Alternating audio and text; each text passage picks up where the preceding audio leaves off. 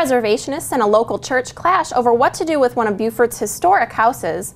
A local business helps families in need get back to school, and a new policy at Beaufort High School requires drivers to take a defensive driving course to be able to park on school grounds. We'll get you all that information and much more. Keep watching Beaufort. Your news starts now.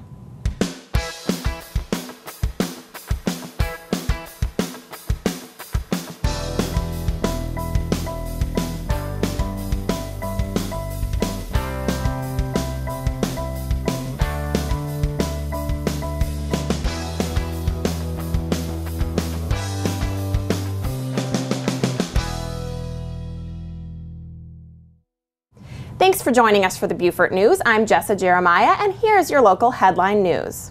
There's a disagreement among two parties over what should be done with Beaufort's 19th century Mulligan Grayson house. The Baptist Church of Beaufort is the current owner of the property, who bought it with plans to use it for a church outreach program. As they realized they were not going to be able to afford the expensive renovations required of the historic home, the church sought another option, which was to tear it down and use it for a prayer garden.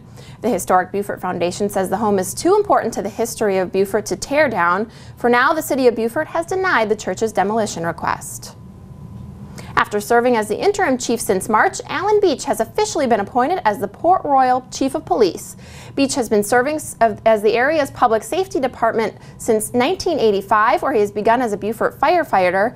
2 years later, he began working for the Port Royal Police Department, and after 25 years of service, made the perfect chief candidate. Later next week, there will be a swearing-in ceremony for the new chief. Alan Beach replaces the late Chief of Police James Cadian, who led the department since 1998. Beaufort County approves a contract of $268,000 to maintain ferry service between Defusky Island and Hilton Head Island through June of next year. The contract is far above the $150,000 originally budgeted for ferry service and will mean higher taxes for Beaufort County residents. The increased cost is due to a tough economy and fewer riders, although the new contract actually promises less trips between the islands than in previous years. The Beaufort Boys and Girls Club is experiencing financial difficulties, which is causing them to take drastic measures, including pushing back their start date and even cutting back on the number of children they'll be serving this year. Sam Burke, the soon-to-retire club director, explains that while their Save the Club campaign was successful, it wasn't enough to run business as usual. Many Beaufort parents are concerned as they learn the club they've relied on so heavily in the past may not be able to provide them with the same level of support they're used to. The club will be happily accepting donations. To help, call 843-986-5437. As the school year quickly approaches and many are strained as they try to provide for their children, one local realty group has taken it upon themselves to help rally some help for these families. Jeremy Crane and Associates of Ballinger Realty has organized a school supply drive to provide assistance to families who are struggling to obtain the necessities for their school-aged children. The group urges those who can help to donate any unopened school supplies to 7 Osprey at Somerset Point or 613 Carteret Street at Ballinger Realty. Or if you can't make it to these locations, you can even call for pickup. Contact Jeremy Crane Weatherford at 843-812-2090 or email jeremy@beauforttime.com. Beaufort High joins Hilton Head High among schools to require a defensive driving course for students who wish to park on school grounds. The course, called Alive at 25, is being held on August 18th and September 8th from 9 a.m. to 1:30 p.m. and it's designed to make drivers more aware of their surroundings and reduce possible distractions. To register online for the course, you can visit www.scalive25.org or call the South Carolina National Safety Council at 803-732-6778. On to Beaufort City drivers. You could be experiencing longer than normal delays now through the end of August. The setbacks are due to road construction that is underway on Joe Frazier Road that will be affecting several Beaufort intersections. The circle that intersects with Joe Frazier Road, Morale, and Pine Grove Road is now being worked on by J.R. Wilson Construction, who's putting the finishing touches on after opening the circle on July 21st. According to Beaufort County, this is the final step before this project is completed, but drivers should allow additional travel time near these areas through the end of August. And here's what's happening around the state. 2 patrol cars attempted to stop a car on the interstate outside of Columbia on Tuesday morning before eventually ending in a shootout in a bank parking lot. According to reports, State Trooper S.M. Grouper pulled over a Hyundai Tiburon on the Interstate of 20 for allegedly traveling at a very high speed. The driver, who was suspected to be under the influence of drugs, took off and then was followed by a grouper and was later joined by another trooper until the suspect headed into a Wells Fargo parking lot. He began shooting. Thankfully, the officers were not hurt, but the suspect left the scene in an ambulance. Although Governor Nikki Haley has been cleared twice of allegations, the ethics charges brought by Republican John Rainey will be heard by the Supreme Court. The Supreme Court has agreed to hear the appeal of the dismissal of Rainey's lawsuit against Governor Haley. It was ruled earlier this year that the lawsuit, alleging that Haley used her office as state representative for her personal gain, it was not appropriate for state court. Nevertheless, taking the allegations to the South Carolina Court of Appeals, the Supreme Court will be taking the appeal directly. The hearing date has not yet been set. The University of South Carolina has been awarded a $10 million grant this week. The grant was given by the National Institute of Health to study how dietary supplements can be used to help treat inflammation. The grant comes after a $6 million donation by the group after the university had showed some progress toward this hypothesis. It said that the university's new Center for Dietary Supplements and Inflammation could help find new techniques to help fight a number of diseases. Rachel Duncan has been sentenced to 30 months in federal prison and will need to repay over $350,000 in restitution to the South Carolina Hospitality Association. The former accountant for the group pled guilty in April to the federal tax evasion and wire fraud charges that stemmed from her stealing from the association. Duncan was sentenced by U.S. District Judge Joseph Anderson and will need to begin repaying funds 2 months after her release from federal prison. If you'd like additional information on these headlines, you can reference the media sources you see listed on your screen. Also, you can like us on Facebook or follow us on Twitter. Just ahead, Buck Boone of the Island News tells us what's hot off the press when we return.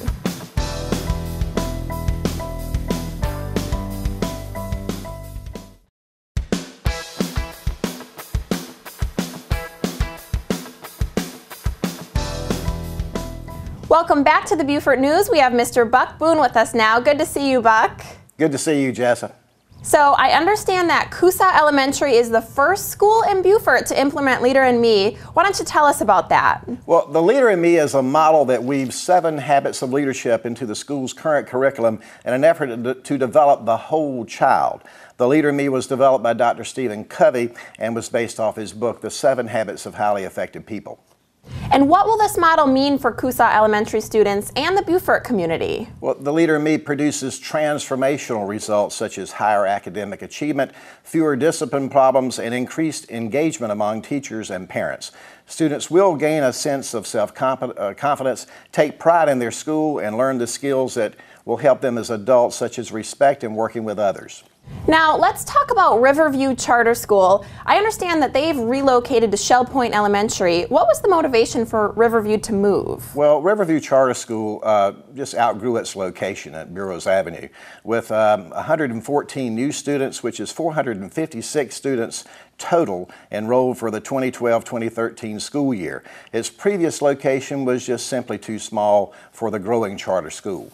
And how will this move affect Riverview students? The move will provide Riverview students and faculty with many facilities that did not exist at the Burroughs location, including 30 spacious classrooms, a gymnasium, a media center, a fully functional kitchen, and more playground acreage. So let's talk about Robert Smalls Middle School and the Defense Department. What exactly is this grant for? The grant will fund Project Climb, which is the critical language initiative in Mandarin in Beaufort. The National Security Education Office, which is part of the U.S. Department of Defense, awarded a $256,200 grant to the Beaufort County School District to offer Mandarin Chinese instruction at Robert Smalls Middle School. And why was Robert Smalls Middle School chosen as the recipient, for this $250,000 grant?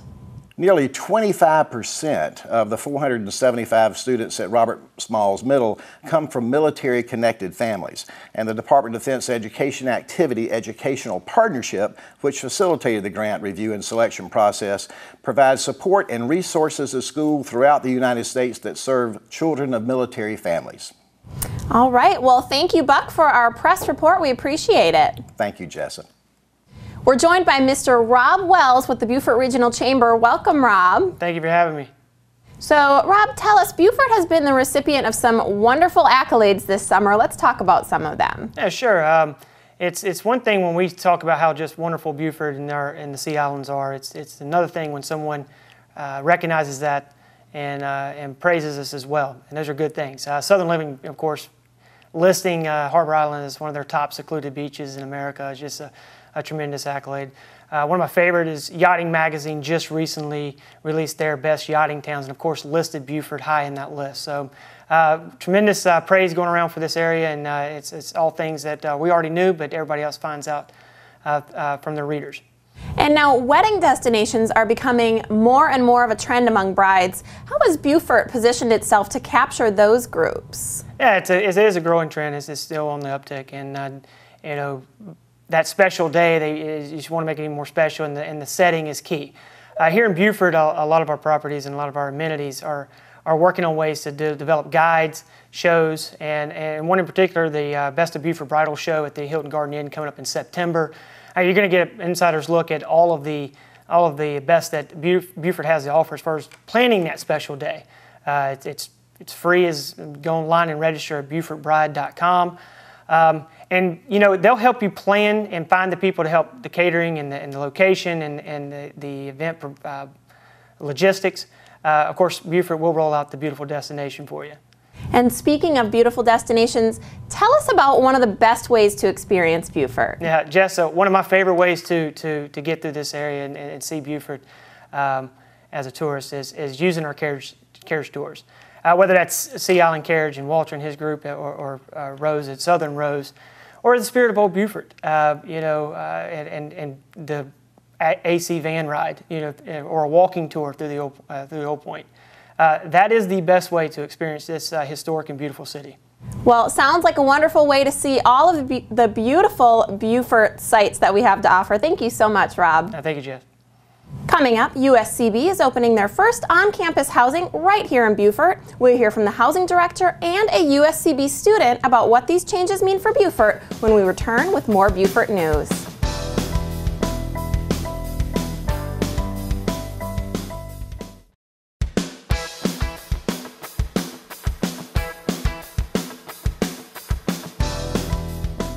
Welcome back to the Beaufort News. I'm pleased to welcome Deonne Whaley, the USCB Housing Director, and Emily Yaden, who's a art student of the college. Excuse me. Welcome, ladies. Welcome. Thanks.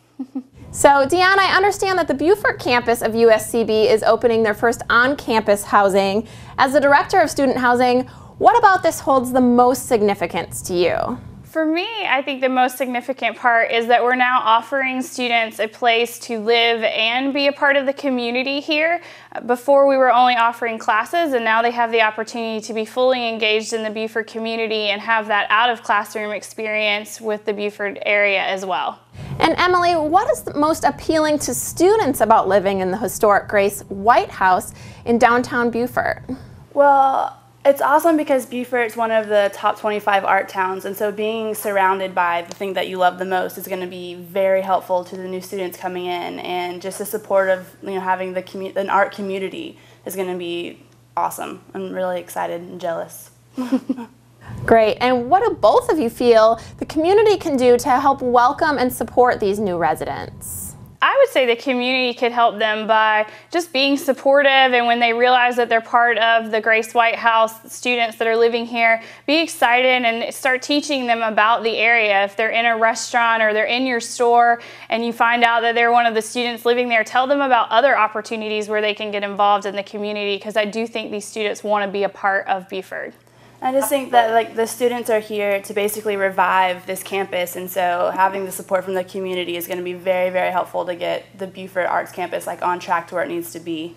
Absolutely. Well, all right, ladies, thank you so much for joining us today. Some exciting changes for Beaufort and for USCB. We appreciate the information. Thank you for having us. Thank you. Now we have Jim Shuman with Battery Creek High School football. Welcome, Jim. Thank you. Thank you for having me. So first we want to know, how have your preseason practices and scrimmages been going so far this year? Our preseason's going really well. We've had great success. Our players have had good enthusiasm. We've had 3 scrimmages, and we came out on top in 2 out of the 3. And our third one, we were 1 touchdown loss to one of the top teams in single A football. Wow, impressive. And why do you think you've improved so much since last year? I think our biggest improvement is coming with the attitude of our seniors. Our seniors have taken it on their shoulders to go ahead and take the team and lead them and show them that we can do this. And they start to believe and understand they can be successful. And who are some of your standout players so far this season? For us, we have one of our top offensive linemen, Justin Frazier. He's our returning senior offensive tackle. He also plays nose guard for us. He's kind of the heart and soul of our leadership on our team. He's been our marquee player. We also have our other seniors. DeAndre Johnson is our running back. He's a two-way starter, never really comes off the field. Willie Doe, one of our senior defensive ends, he's also a two-way player, plays on special teams. And then our quarterbacks, we have two quarterbacks battling for the starting position. Sophomore Raekwon Smalls and a junior Zach Mahan. Both of those guys have really pumped the offense up and put a lot of effort into getting things going. All right, anything else we need to know about Battery Creek football this year? Well, I definitely think that this year we're going to see a much improved team. Our guys are really committed. They're, like I said, they're working hard, a whole new attitude, and people need to hopefully come out and support and see us. You know, we're dropping down to 2A level this year. Our guys are pumped up, and I'm looking forward to great things for our season this year. All right. Well, thanks, Jim, for your Battery Creek football report. We appreciate it. All right. Thank you. Thank you for having us on. Well, if you want to know what events are coming up here in Beaufort that you need to mark on your calendar, stick around for the entertainment report, and we'll get to hear from Councilman Joe Lee, who's got your Port Royal report when we return.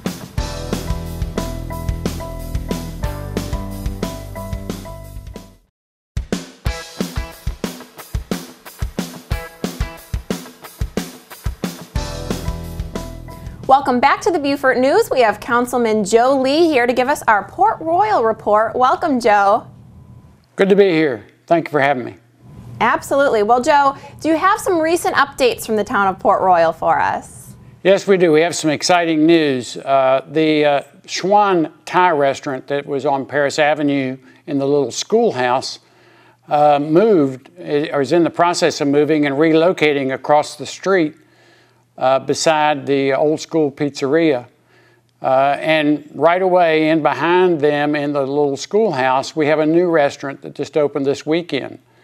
It's called Mickey's, M-I-K-K-I, and it's all-American cuisine, and it's really great. They're enjoying a lot of business.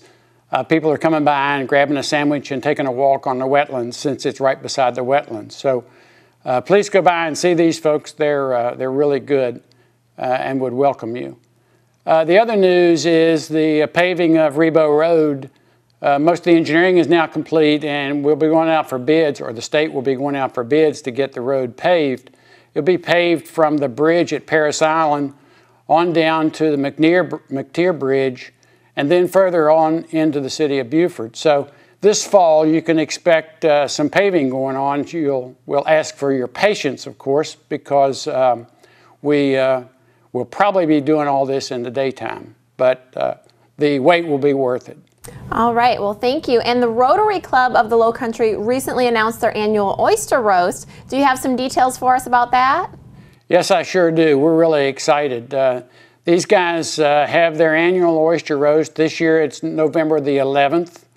It's at the Port Royal Live Oak Park. It includes an auction, silent and live auction, plenty of oysters, and it's basically the kickoff for the oyster roast season. It means that we can all enjoy oyster roast for the remaining part of the winter, so we're real pleased to have them.